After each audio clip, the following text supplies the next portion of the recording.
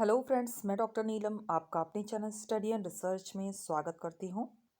Friends, आज हम study करने जा रहे हैं एंशंट हिस्ट्री से संबंधित कुछ महत्वपूर्ण प्रश्नों पे। तो देर ना करते हुए अपने प्रश्नों पर ही चलते हैं हम। इस तरह का वीडियो अगर आपको पसंद आता है तो लाइक शेयर सब्सक्राइब करें। सब्सक्राइब करने के बाद बेल आइकन की घंटी को जरूर प्रेस कर लें ताकि इस तरह का वीडियो मैं जब भी अपलोड करूँ उसका नोटिफिकेशन आसानी से आप तक पहुँच सके। फ्रेंड्स, यहाँ पे मैं आपको जानकारी देना चाहूँगी, अगर आप और पेपर की स्टडी करने चाहते हैं नेट का या पीजीटी टीजीटी का, तो वो भी अवेलेबल है। उसके लिए आप डिस्क्रिप्शन बॉक्स में जा सकते हैं और वहाँ प्लेलिस्ट क्रिएट की गई है, लिंक दिए गए हैं, लिंक के माध्यम से आप उनको देख सकते हैं। तो यहाँ पे आ जाते हैं अपने प्रश्न पे। यहाँ सूची दी गई है, सूची 1 को सूची 2 से हमें सम्मिलित करना है। तो एक तरफ सूची में दिया हुआ है पुरा पाषाण काल, मध्य पाषाण काल, नव पाषाण काल और ताम्र काल। तो इसे हमें आपस में सम्मिलित करना है। तो चलिए देखते हैं कैसे सम्मिलित करेंगे। इसमें सबसे पहले हो जाएगा ए का सेकंड पुरा पाषाण काल, नदी तट अधिवास। इसके बाद दिया है मध्य पाषाण काल। मध्य पाषाण काल को हम कर देंगे यहाँ पे शैलाश्रय अधिवास से। नव पाषाण काल, नव पाषाण काल को कर देंगे गर्तावास अधिवास से। और ताम्र पाषाण काल हम कर देंगे कच्चे पक्के मकान से। फिर से एक बार रिपीट कर लेते हैं। पूरा पाषाण काल, नदी तट अधिवास, मध्य पाषाण काल, शैलाश्रय अधिवास, नव पाषाण काल, गर्त अधिवास और ताम्र पाषाण काल हो जाएगा कच्चे पक्के मकान। तो इस तरह से हम सम्मिलित करेंगे तो हमारा ऑप्शन हम देख लेते हैं। ए का सेकंड और एक ही जगह दिख रहा है, ऑप्शन बी हमारा यहाँ पे करेक्ट हो जाएगा। और यहाँ व्याख्या भी दी गई है, एक बार यहाँ भी देख लेते हैं। पुरा पाषाण काल, नदी तट अधिवास, मध्य पाषाण काल, शैलाश्रय अधिवास, नव पाषाण काल, गर्त अधिवास और ताम्र पाषाण काल हो जाएगा कच्चे पक्के मकान। नेक्स्ट क्वेश्चन पर आ जाते हैं। रॉबर्ट ब्रूसफुट, जिन्होंने भारत में प्रथम पूर्व पाषाणिक उपकरण की खोज की, मूलतः थे, तो वो कौन थे? वो थे एक भूवैज्ञानिक। ऑप्शन बी हमारा करेक्ट होगा। UP public service commission pre Indian history exam 2009 का ये प्रश्न रहा है। व्याख्या देख लेते हैं। भारत में पाषाणकालीन सभ्यता का अनुसंधान सर्वप्रथम 1863 ईस्वी में प्रारंभ हुआ, जब भारतीय पुरातत्व सर्वेक्षण विभाग के विद्वान रॉबर्ट ब्रूसफुट ने मद्रास के पास स्थित पल्लवरम नामक स्थान से पूर्व पाषाण काल का एक पाषाणोपकरण प्राप्त किया। भारतीय उपमहाद्वीप में कृषि के प्राचीनतम साक्ष्य प्राप्त हुए हैं। तो ये साक्ष्य प्राप्त हुए हैं मेहरगढ़ से। ऑप्शन सी हमारा करेक्ट हो जाएगा। Public service commission exam pre Indian history 2009 का ये प्रश्न रहा है। व्याख्या देखते हैं। भारतीय उपमहाद्वीप में कृषि के प्राचीनतम साक्ष्य मेहरगढ़ से प्राप्त हुए हैं। मेहरगढ़ उस स्थान पर स्थित है जहां सिंधु नदी के कछारी मैदान और वर्तमान पाकिस्तान ईरान के सीमांत प्रदेश के पठार मिलते हैं। इस प्रकार मेहरगढ़ पाकिस्तान के बलूचिस्तान प्रांत में बोलन दर्रे के निकट स्थित है। इस स्थान पर लोग गेहूं, जौ, खजूर पैदा करते थे और भेड़ बकरियां और मवेशी पालते थे। यहाँ के लोग कच्चे मकानों में रहते थे। हड़प्पा के शहरीकरण के पूर्ववर्ती काल में मेहरगढ़ के निवासियों ने एक संपन्न उपनगर बसाया था। नेक्स्ट क्वेश्चन देखते हैं। संघावो गुफा पुरा स्थल है। तो संघावो पुरा स्थल है ऑप्शन ए, निम्न पुरा पाषाण काल का। ऑप्शन ए हमारा यहाँ पे करेक्ट हो जाएगा। Public service commission pre Indian history 2011 का ये प्रश्न है। संघोवा गुफा निम्न पुरा पाषाण काल का है। भारत में पाषाणकालीन सभ्यता का अनुसंधान सर्वप्रथम 1863 में प्रारंभ हुआ, जबकि भारतीय पुरातत्व सर्वेक्षण विद्वान सर्वेक्षण विभाग के विद्वान रॉबर्ट ब्रूसफुट ने मद्रास के पास पल्लवरम नामक स्थान से पूर्व पाषाण काल का एक पाषाणो उपकरण प्राप्त किया। निम्नलिखित में से किस शिलाश्रय से मानव संवर्धन के प्रमाण मिले हैं? तो ये प्रमाण प्राप्त हुए हैं लेखिया शिलाश्रय प्रथम से। ऑप्शन बी हमारा यहाँ पे करेक्ट हो जाएगा। Public service commission pre Indian history exam 2011 का ये प्रश्न रहा है। लेखिया के शिलाश्रय संख्या 1 से मध्य पाषाणिक लघु पाषाण उपकरण के अतिरिक्त 17 मानव कंकाल प्राप्त हुए हैं, जिनमें से कुछ सुरक्षित हाल में हैं और अधिकांश क्षत विक्षत हैं। स्थिरीकरण एवं अति व्याप्ति के आधार पर 17 से 14 कंकालों को 8 उपकंकालों में विभाजित किया गया। अधिकांश वितीर्ण शवधान हैं। प्रागैतिहासिक चित्रकला के उदाहरण मिलते हैं। तो इनके चित्रकला के जो उदाहरण हमें प्राप्त होते हैं वो मिलते हैं भीमबेटका के शिलाश्रयों में। ऑप्शन डी हमारे यहाँ पे करेक्ट हो जाएगा। जीआईसी प्रवक्ता परीक्षा 2018 का ये प्रश्न रहा है। प्रागैतिहासिक चित्रकला के उदाहरण भीमबेटका के शिलाश्रयों से मिलते हैं। शिलाश्रयों का आश्रय है पर्वत की गुफाओं में मानव की बसावट। भीमबेटका का शिलाश्रय सबसे प्रसिद्ध शिलाश्रय है। इसे यूनेस्को की विश्व विरासत सूची में शामिल किया गया। यह मध्य प्रदेश में स्थित है। गंगा घाटी की नहन संस्कृति संबंधित है। ये संबंधित है मध्य पाषाण काल से। ऑप्शन ए हमारे यहाँ पे करेक्ट हो जाएगा। जीआईसी प्रवक्ता परीक्षा 2018 का ये प्रश्न रहा है। गंगा घाटी की नरहन संस्कृति मध्य पाषाणिक काल से संबंधित थी। मध्य पाषाण काल में गंगा घाटी में अन्य जो क्षेत्र थे सराय नाहर, राय, महदहा, दमदमा, प्रतापगढ़ तीनों क्षेत्रों और गंगा घाटी का क्षेत्र शामिल था। मध्य पाषाण काल में ही पशुपालन के प्रथम प्रमाण मिले हैं। नेक्स्ट क्वेश्चन पर आ जाते हैं। बुर्ज होम किस प्रागैतिहासिक संस्कृति का केंद्र है? तो ये केंद्र माना जाता है नवपाषाण युग का। और higher education ancient history exam 2018 के ये प्रश्न रहा है। बुर्ज होम जम्मू कश्मीर में जो कि है नवपाषाणिक युग का प्रमुख केंद्र माना जाता है। यहाँ से कृषि तथा पशुपालन के प्रमुख साक्ष्य हमें मिले हैं। निम्न में से कौन सा उपकरण हस्त परशु का प्रकार नहीं है? तो हस्त परशु प्रकार जो नहीं है वो हो जाएगा payable. Higher education exam ancient history exam 2018 का ये प्रश्न रहा है। हस्त परशु कुठार प्रकार के पाषाण उपकरण के निर्माण में फ्लैक विधि, चॉपर चॉपिंग विधि, बोरेर विधि का प्रयोग किया था, जबकि हैंड-एक्स के औजार सर्वप्रथम मद्रास तथा अतिरपक्कम से प्राप्त हैं। इसमें क्लीवर, स्केपर आदि उपकरण भी शामिल हैं। पेबुल उपकरण इस श्रेणी में नहीं है।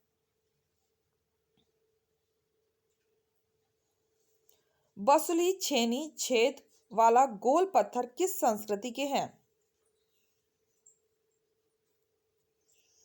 तो ये है नवपाषाण युग के। Higher education exam ancient history exam 2018 का ये प्रश्न रहा है। नवपाषाण कालीन स्थलों में बुर्ज होम एवं गुफ कराल कश्मीर प्रांत से अनेक प्रकार के मृत भांडों एवं प्रस्तर तथा हड्डी के औजार प्राप्त हुए हैं। यहाँ के औजार बसुली छेनी आदि द्वारा कृषि कार्यों को संपन्न किया जाता था। किस क्षेत्र को भारतीय प्रागैतिहासिकता का टेक्सस बुक कहा जाता है?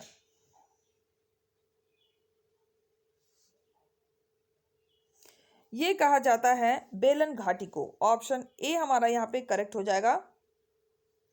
बेलन बेलन नदी घाटी टोंस नदी की सहायक उत्तर प्रदेश के सोनभद्र जिले से निकलकर मिर्जापुर जिले को होते हुए इलाहाबाद जिले में टोंस नदी में मिल जाती है। यह घाटी क्षेत्र पुरातात्विक खोज के लिए प्रसिद्ध है। इस घाटी क्षेत्र को भारतीय प्रागैतिहासिक का टेक्स्ट बुक भी कहा जाता है।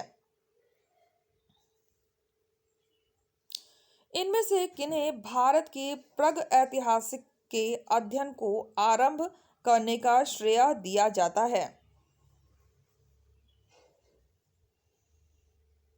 तो ये श्रेय प्राप्त है रॉबर्ट ब्रूस फ्रूट को। ऑप्शन बी हमारा यहाँ पे करेक्ट हो जाएगा। एलटी ग्रेट एग्जाम 2018 का ये प्रश्न रहा है। और रॉबर्ट ब्रूस फ्रूट ब्रिटिश भूगर्भ वैज्ञानिक और पुरातात्विक थे। जियोलॉजिकल सर्वे से संबद्ध ब्रूस फ्रूट ने सर्वप्रथम 1863 ईस्वी में भारत में पाषाणकालीन बस्तियों के अन्वेषण की शुरुआत की। तो यहाँ अगले प्रश्न पर आ जाते हैं। सिंधु घाटी की शासन व्यवस्था, इनकी शासन व्यवस्था जो थी वो थी ओलिगाकी। ऑप्शन बी हमारा यहाँ पे करेक्ट हो जाएगा, ओलिगाकी। डीएसएसबी पीजीटी हिस्ट्री 2019 का ये प्रश्न रहा है। हड़प्पीय राजनीतिक संरचना पर सबसे पहले सैद्धांतिक प्रकाश स्टुअर्ट पिगट द्वारा डाला गया। यह अत्यंत केंद्रीय साम्राज्य था जो पुरोहितों द्वारा संचालित होता था। हड़प्पा तथा मोहनजोदाड़ो दो राजधानियां इसकी बनी हुई थी। हड़प्पा में कितने धान्य कोष्ठ हैं? तो इसमें कुल 6 धान्य कोष्ठ थे। ऑप्शन ए हमारा यहाँ पे करेक्ट हो जाएगा। और ये भी डीएसएसबी पीजीटी हिस्ट्री 2019 का प्रश्न रहा है।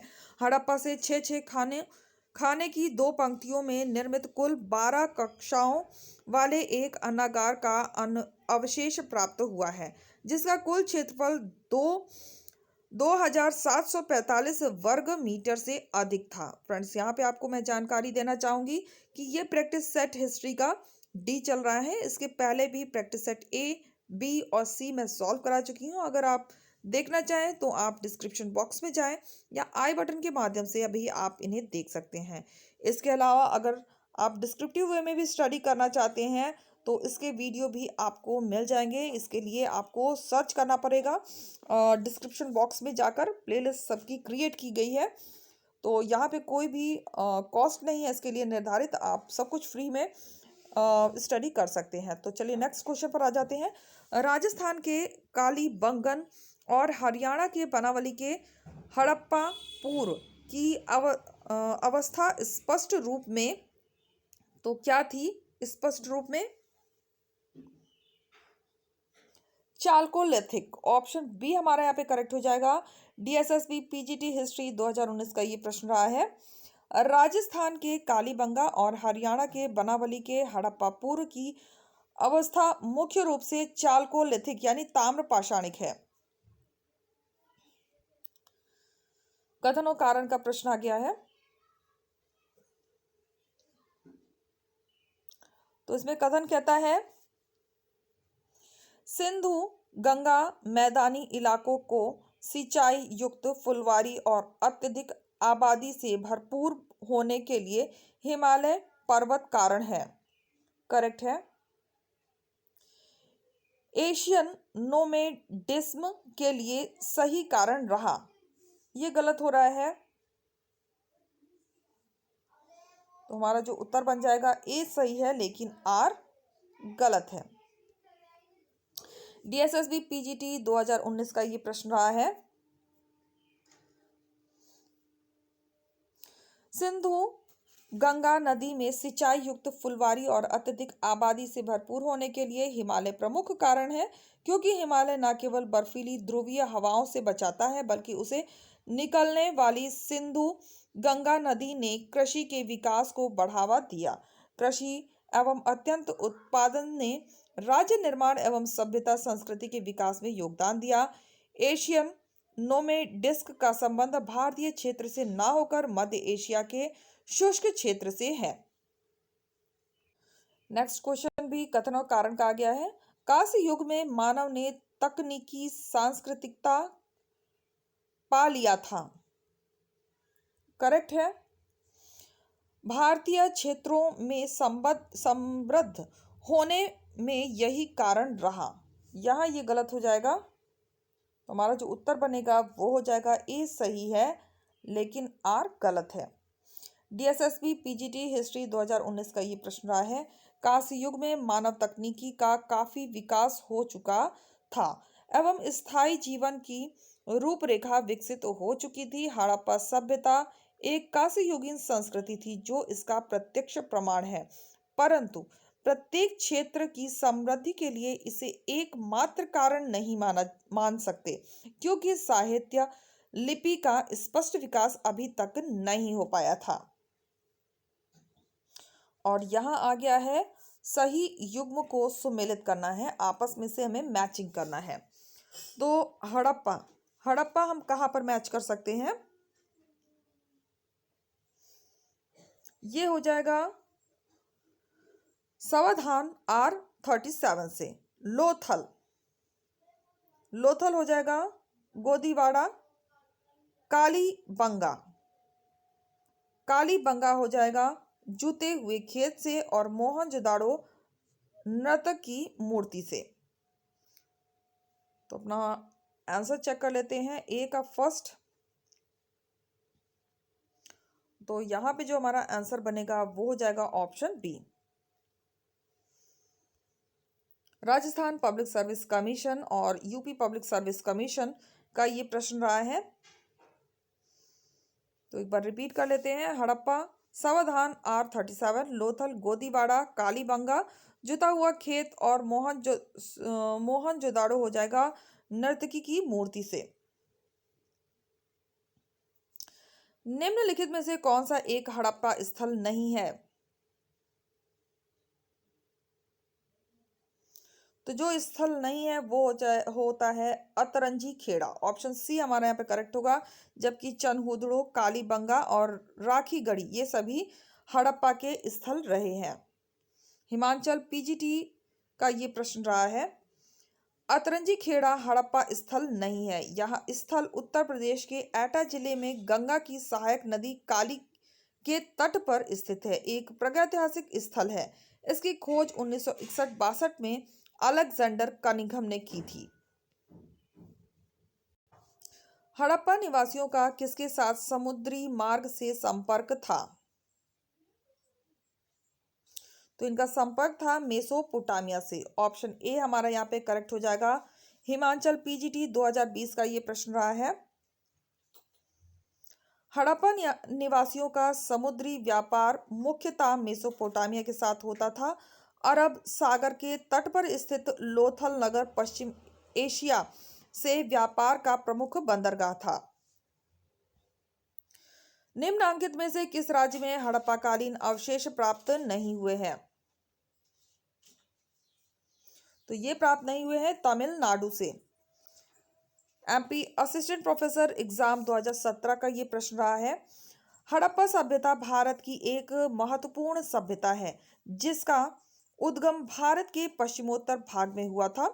हड़प्पा सभ्यता का कोई स्थल दक्षिण भारत में नहीं पाया जाता है, अतः तमिलनाडु में हड़प्पाकालीन अवशेष प्राप्त नहीं हुए हैं। तो यहाँ पे फ्रेंड्स हमने कंप्लीट कर लिए हैं 20 क्वेश्चन, और हम आ चुके हैं अपनी प्लेलिस्ट में। जैसा कि आप स्क्रीन पर देख पा रहे हैं 30 क्वेश्चन प्रैक्टिस सेट डी। तो यही सीरीज अभी फिलहाल प्रेजेंट में चल रही है। 30 क्वेश्चंस बहुत ज़्यादा हो जा रहे थे, जिसकी वजह से मैंने इसे 20 क्वेश्चन में कन्वर्ट कर दिया है। लेकिन ध्यान रखिए ये प्रैक्टिस सेट डी है, इसके अलावा practice set A B C भी आप देख सकते हैं। यहाँ पे बहुत सारे वीडियो आपको मिल जाएंगे। यूजीसी नेट तृतीय प्रश्न पत्र भी सॉल्व हो चुका है, और टाइम टू टाइम जो पेपर्स नए आए हैं वो भी आपको यहाँ पे मिल जाएंगे। तो यहाँ पे CTET एग्ज़ाम के भी कुछ वीडियो अपलोड किए गए हैं। व्याख्या, अगर आप TGT PGT की व्याख्या सहित हल देखना चाहते हैं तो वो भी यहाँ पे देख सकते हैं। NTA UGC नेट का प्रथम प्रश्न पत्र भी सॉल्व हुआ है। टीचिंग एप्टीट्यूड से रिलेटेड कुछ वीडियो आपको मिल जाएंगे। एनसीईआरटी बुक की स्टडी करना चाहते हैं तो उसके वीडियो हैं, और डिस्क्रिप्टिव वे में स्टडी करना चाहते हैं तो वो भी वीडियो अवेलेबल है। और यहाँ पे आप बहुत सारे वीडियो देख सकते हैं। प्रैक्टिस सेट ए और एलजीडीसी एग्ज़ाम के कुछ ओल्ड पेपर भी आपको यहाँ पर मिल जाएंगे। इसके अलावा मैंने जो हिस्ट्री के नेट के आपके पेपर हैं उनको डिवाइड करके अपलोड किया है। एंशियंट अलग और मिडवेल अलग और मॉडर्न अलग, तो वो भी कैटेगरी आप यहाँ पे सर्च कर सकते हैं। तो यहाँ पे मैं सभी वीडियो की प्लेलिस्ट आपको वॉच करा रही हूँ। तो और इनमें से कोई भी वीडियो अगर आपको देखना है तो इसके लिए आप डिस्क्रिप्शन बॉक्स में जा सकते हैं और लिंक के माध्यम से इन प्लेलिस्ट को खोल सकते हैं। तो उम्मीद है आपको वीडियो पसंद आएगा। वीडियो पसंद आता है तो लाइक शेयर सब्सक्राइब करें। सब्सक्राइब करने के बाद बेल आइकन की घंटी को जरूर प्रेस कर लें, ताकि इस तरह का वीडियो मैं जब भी अपलोड करूँ उसका नोटिफिकेशन आसानी से आप तक पहुँच सके। Okay friends, take care and bye bye.